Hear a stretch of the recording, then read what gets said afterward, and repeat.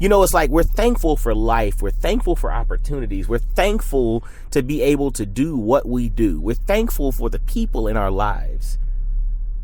But because we're so thankful, I think we should show our gratitude and show how thankful we are by making it a point to enjoy the moments that we have.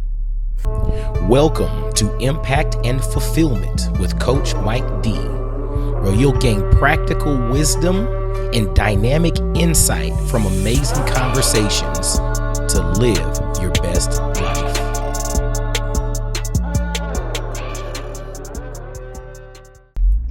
Yo, dig this! Another episode of Impact and Fulfillment is coming your way. And I'm thankful to be here to bring another one to you. Thankful. This episode is released on the Monday of Thanksgiving week in the United States. Now, I know the rest of the world doesn't necessarily celebrate Thanksgiving like the United States does, but this is a holiday that the United States celebrates. And a lot of people, again, we're probably not all thinking about Thanksgiving through the lens of, the historical origins or whatever that may have been, that may get communicated, right?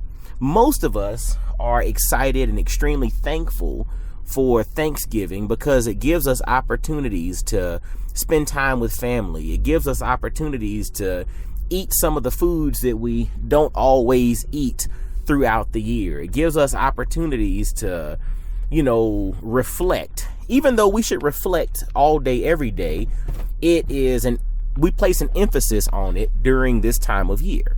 Thanksgiving. We're thankful. And I'm thankful to be here with you all today. And in light of that perspective, I also wanted to bring something else to your attention or drop something else for you to think about. And it's the concept of enjoyment. It's the concept of enjoyment. It's like we're thankful for life. We're thankful for opportunities. We're thankful to be able to do what we do. We're thankful for the people in our lives. But because we're so thankful, I think we should show our gratitude and show how thankful we are by making it a point to enjoy the moments that we have. Life is not supposed to be a drag, y'all.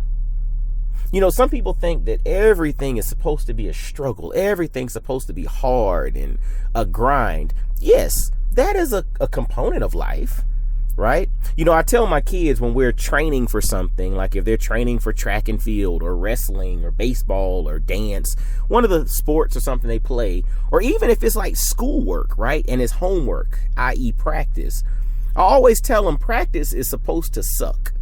If practice doesn't suck, you're probably not practicing well, because practice is preparation for the game or preparation for the performance. And you want that to go smooth. You want to be prepared for anything that may come in the heat of competition or when the test arrives. So therefore, you want to push yourself in practice, but you don't practice all the doggone time. You have a set time for practice, and then when practice is off, you turn it off and you enjoy yourself, right? And what's really a game changer is if you can learn to enjoy the struggle, if you can learn to enjoy the process, the push and pull, the breakdown, the challenge of overcoming scenarios. Like if you can learn to enjoy that, oh my gosh, everything opens up. But the reality is life is not supposed to always suck, right? Now, granted, again, we're going to have moments that suck. We're going to have moments that are difficult. We're going to have things that we don't want to do that we absolutely have to do. Some things we can't avoid. We have to face them head on. There's a poem that I learned years ago called See It Through. And one of the stanzas says, running from it will not save you. See it through. There are times in which we have to see things through. But that should not be our steady state. See, I'm really starting to have different perspectives on things in life. I'm really not about balance. I'm more so about homeostasis, right? See, balance is trying to keep everything equal and managed. Homeostasis is an internal response to external factors, right? So I have whatever's needed internally to match what's coming externally, right? It's a new perspective that I'm really starting to adopt, right? Another one is this whole notion of enjoyment. It's like we need to make things fun. So as I'm reflective, as I'm being thankful, as I'm showing gratitude, I'm like, man, are people enjoying themselves?